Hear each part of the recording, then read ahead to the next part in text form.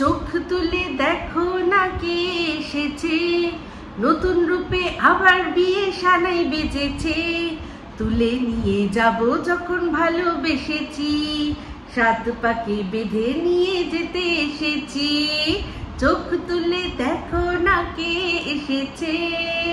Welcome to talk ঝাল মিষ্টি with Ipsita. আর আমি ইপসিতা, এখানে নোগালাগালি নৌকিস্তি অনলি মস্তি। তো আজকে ভিডিওর শুরুতে ইন্ট্রোডাকশনে সেই জামাই শ্বশুর বাড়ি জিন্দাবাদ সিনেমার গানটি করলাম, কারণ সম্প্রতি এই শ্বশুর বাড়ি জিন্দাবাদ সেটা আবার নতুন করে ট্রেন্ডিংয়ে এসছে। আবার এটার মনে হয় সিকুয়েল বা সিকুয়েলই বলে মনে হয়, বা পার্ট 2 এরকম মনে হয় তৈরি হবে।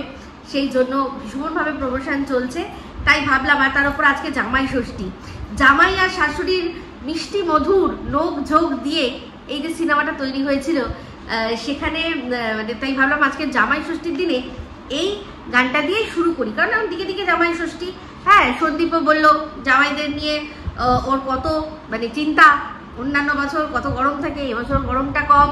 যারা যারা জামাই ষষ্ঠী খেতে পারবে তারা গিয়ে সুন্দর করে খেয়ে এসো, কারণ সন্দীপের জামাই ষষ্ঠী খাওয়ার শখ মিটে গেছে, কিন্তু ঝাড় খাওয়ার শখটা মনে হয় মেটেনি। আজকে শুধু সন্দীপ নয়, সাথে আরো একজন শিলা দেবী, তাকেও কিন্তু আচ্ছা করে দেব। কি সে বকা বলুন, সেটাকে বলে মনে করুন যে অভিযোগ বলুন, অভিমান বলুন, যা খুশি আপনারা বলুন, কিন্তু সত্যি ভীষণ রাগ করেছি। এর আগে সন্দীপ দুদিন আগের একটা ভিডিওতে সেখানে বলছিল যে আমাদের বাড়িতে এত আম রোজই আম পড়ে, ধূপধাপ আমরা সবাই দেখতে পাচ্ছি। তো সেক্ষেত্রে সোনা বাবা খায়, লিমিটেড খায়, মেসোমশাই খান, তিনিও লিমিটেড খান। খায় সবচেয়ে বেশি আম সন্দীপ নিজে, সেটা আমরা চোখেও দেখতে পারি। আর বলছে, এই যে দর্শকরা তোমরা লিখছো যে মাকে আম দিও না, মাকে আম দিও না, আচ্ছা তোমরা বলো তো, তোমরা কবে মাকে কোথায় আম খেতে দেখেছো? এই কথাটাও বড় গলা করে বললো না, বললো তো। তারপরে আজকের ভিডিওর মধ্যে কিন্তু ওর মাকে মিল্কশেক খেতে দেখা গেছে। দেখুন, ওনার বাড়ির আম উনি খাবেন, তাতে আমাদের আপত্তির কিচ্ছু থাকতে পারে না, কিন্তু যাকে দেখতে পাচ্ছি এরকম হাই সুগার, সে যদি নিজের শরীর নিয়ে ছিনিমিনি এরকম খেলে, যার শরীরের ওপর ডিপেন্ড করে কিনা আমরা সোনা বাবার ভবিষ্যৎটাকে এত সুন্দর করে দেখছি যে উনি আছেন, ব্যাস আমাদের কোনো চিন্তা নেই, তিনি যদি নিজের শরীর নিয়ে এরকম অবহেলা করেন, তাহলে বলুন রাগ, অভিমান, দুঃখ সমস্ত কিছু হওয়া উচিত কি উচিত নয়? প্রত্যেকটা দর্শক এটা কিন্তু বলেছে। তো আমি দেখলাম যে দিনের পর দিন ওষুধ না খেয়ে খেয়ে উনি এখন ওষুধের বুফে নিয়ে বসেছেন। সবচেয়ে বড় কথা হচ্ছে গিয়ে এই সুগারের যে দুটো ওষুধ দেয়, আমি জানি যতদূর দুটো, কারণ আমার পুরো ফ্যামিলি হিস্ট্রি হচ্ছে সুগার। আমার এমন মামার, বিশেষ করে মামার বাড়ির দিকটা বলছি, মায়ের দিকটা, আমার প্রত্যেকে মামার বাড়ির দিকে প্রত্যেকে যারাই আর কি যা হয়েছে সব হয়েছে গিয়ে সুগারের জন্য। আমার এক মাসির এত হাই সুগার ছিল যে ওনার চোখের দৃষ্টি চলে গেছিল, 21 দিন টয়লেট হতো না, সে কি অবস্থা। তাই বলছি, আমি এত ভালো করে এই জিনিসটা দেখেছি যে আমি যখন দেখলাম যে উনি এত কিছু জেনে শুনেও আম খাচ্ছেন, তাহলে একদম সেটা রেগে ভীষণ রাগ হয়ে যাওয়ারই মতো অবস্থা হয়েছিল। আর সবচেয়ে বড় কথা কি, যদি উনি আম খাচ্ছেন, যা খাটেন, তাতে উনি একটা আম সিজনে, সারা পুরো সিজনটার মধ্যে 2-3 দিন অন্তর একটা আম খাচ্ছেন, ঠিক আছে, কিন্তু উনি তো এতদিন ওষুধ খেতেন না, ওষুধ না খেয়ে খেয়ে সুগারটাকে বাড়িয়েছেন। ওনার মেন হচ্ছে, আমি বলে দিচ্ছি সুগার কিসের জন্য বেড়েছে, ওনার চেহারার এরকম অবস্থা কেন। কারণ আমি এই সুগারটাকে যেভাবে সামনে থেকে দেখেছি, ভাই আমি জানি না কতজন আপনারা দেখেছেন। আমি বললাম না, আমার পুরো মামার বাড়ির হিস্ট্রি হচ্ছে গিয়ে সুগারের। আমার দিদিমা, সেও মারা গেল সুগারে। তো সেক্ষেত্রে ওনার চিন্তায় সুগারের এক হচ্ছে চিন্তা, কিন্তু মারাত্মক ক্ষতি করে চিন্তা, আর তার উপর হচ্ছে ওষুধ না খাওয়া, এই অনিয়মগুলো করা। এতে ওনার চেহারা যেভাবে ভেঙেছে, উনি রোজ নিজেকে দেখেন বুঝতে পারেন না, কিন্তু আমরা রোজ দেখলেও কিন্তু মোটামুটি একটা আইডিয়া পেয়ে যাই। তো যাই হোক, সেক্ষেত্রে সন্দীপ, সবে তুমি বললে যে কবে দেখেছেন আপনারা মাকে কটা আম খেতে, একটু বলবেন তো। তো দেখলাম তো তোমার ওই মিল্কশেক ছেড়ে দেওয়া, যেটা ছেড়েছো সেটা উনি আবার খাচ্ছেন। হ্যাঁ, হতে পারে একটু টেস্ট করছেন, কিন্তু এখন সেটা সময় নয়। এখন আগে এতগুলো ওষুধ দিয়েছে, মানে আমি তো দেখলাম মোটামুটি 7টা, মানে 6টা না 7টা পুরো বুফে সাজিয়ে বসেছে। যেরকম মিলের কোর্স হয় সেরকম মিলের কোর্সে এরকম পোটলা বাঁধিয়ে বসেছেন। উনি যদি এতদিনে রোজ রোজ 2টো করে ওষুধ যেটা সুগারের জন্য খেতে হয় যদি খেতেন, তাহলে আজকে এইরকম অবস্থা হতো না। আরামসে একটা আমও খাওয়া যেত। আমিও আমার মাকে বাবাকে একটা করে আম দিই, রোজ না, তা বলে রোজ না, একদিন দিলে, মানে প্রথম যেদিন আনা হয়েছিল সেদিন দিলাম, আবার মাঝখানে গ্যাপ দিয়ে দিলাম একটা করে আম। তো সেটাই বলছি যে এটা ভীষণ বাজে হচ্ছে, একেবারেই সুগারে এটা খাওয়া যাবে না। হ্যাঁ, দর্শকরা প্রচুর একটা জিনিস লিখেছে, আমি ওটা জানতাম না, আজকে জানলাম, সেটা হচ্ছে গিয়ে জামটা নাকি সুগার পেশেন্টের জন্য খুব উপকারী। আমি যেহেতু জাম খাই না, আমি জানতাম না। এমনকি সন্দীপদের কমেন্ট বক্সে এটাও কমেন্ট পেলাম, একজন লিখেছেন যে জামের যে বীজগুলো আছে সেইগুলোকে শুকিয়ে ওটা দিয়ে আর কি সুগারের ওষুধ তৈরি হয়। তো শুকিয়ে তার মানে নিশ্চয়ই গুঁড়ো টুড়ো করে তারপরে জলের মধ্যে মিশিয়ে খেতে হবে সেই গুঁড়োটা, তাই তো?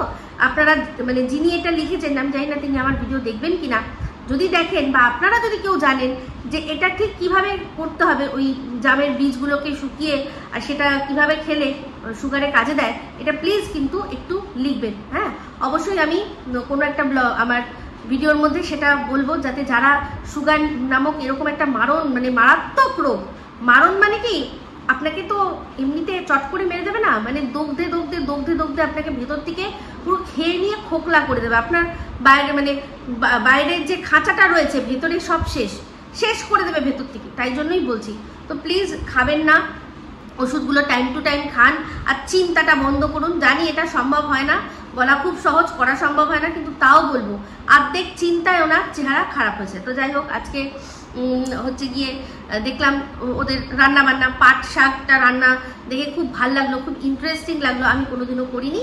অবশ্যই কোনো সময় যদি করি এই রেসিপি দেখে আমি করব। তো যাই হোক, চলে আসি সন্দীপের সম্পর্কে। সন্দীপ যা বলেছে ঠিকই বলেছে, একদম অসুবিধা নেই। তো আজকে দেখলাম ও ঝাড় দিচ্ছে, এটা দেখে ভালো লাগলো যে মায়ের শরীরটা খারাপ, ও নিজেই ঝাড় দিচ্ছে।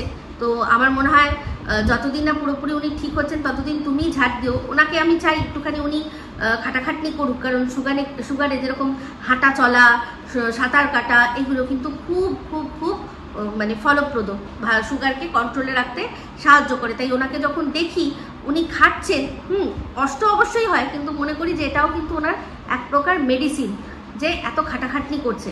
তো যাই হোক, চলে আসি এবার জামাই ষষ্ঠী। জামাই ছাড়া জামাই ষষ্ঠী হবে না? নিশ্চয়ই হবে। কে বলেছে? টিন হবে। তো আমরা আগের বার দেখলাম তো যে একটা জামাই লুকিয়ে চুরিয়ে চোরের মতো সে কি করলো না, জামাই ষষ্ঠী খেলো। আগের বার তো খেলো, তাই না? তাহলে এবার কেন হবে না? তো যাই হোক, দেখলাম যে দীপাকে ছাড়তে যাচ্ছে। তো দীপা তো সারাক্ষণ ছায়াসঙ্গী হয়েছিল, কিন্তু এখন টিন নিজেই ব্যাগপত্র গুছিয়েছে। কোথায় যাবে? আমার তো পরিষ্কার ধারণা যে ও ঠাম্মির সাথে যাবে। ওই ঠাম্মি যেখানে থাকে ওখানে তো ওর পিসির বাড়িও আছে, আর এই যে দাদার বাড়ি, যে দাদা এসেছিল, দাদা বৌদি, তাদের ছোট একটা বাচ্চা মেয়ে, তার বাড়িতে ও এখন যাবে ঘুরতে, আর অবশ্যই কন্টেন্ট করতে। আচ্ছা, একটা জিনিস চিন্তা করে দেখুন, যে এই কদিন আগে যে যখন ওর দাদা আর বৌদিদের ছাড়তে গেল ও আর দীপা, তখন ওদের ইচ্ছা ছিল কিন্তু পুরো হাওড়া অবধি যাওয়ার। সেখানে ওরা কি করেছে না, শিয়ালদা অবধি গেছে, শিয়ালদা অবধি গিয়ে তারপর একটা ট্যাক্সিতে ওদের তুলে দিল। আরামসে কিন্তু ওদের সাথে যেতে পারতো, কিন্তু তার সত্ত্বেও যেতে দিল না।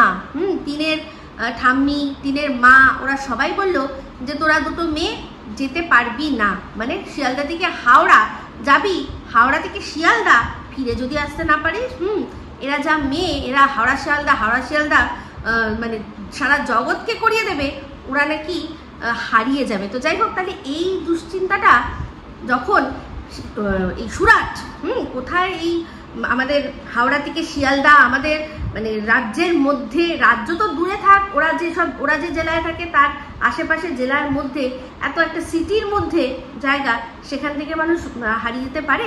সেখানে ওদের চিন্তা হলো না, কিন্তু এটা চিন্তা করছে যে ওই সুরাট যখন গেল, তখন টিনের মা, এরা দুজন যাবে, এতটা রাস্তায় ট্রেন, কত কিছু হতে পারে, কত কিছু হতে পারে, দুজন মহিলা যাচ্ছে, কত কিছু হতে পারে। কিন্তু সেসব চিন্তা না করেই তারা চলে গেল। তখন মনে হলো না দুটো মেয়ে কি করে সুরাট যাবে।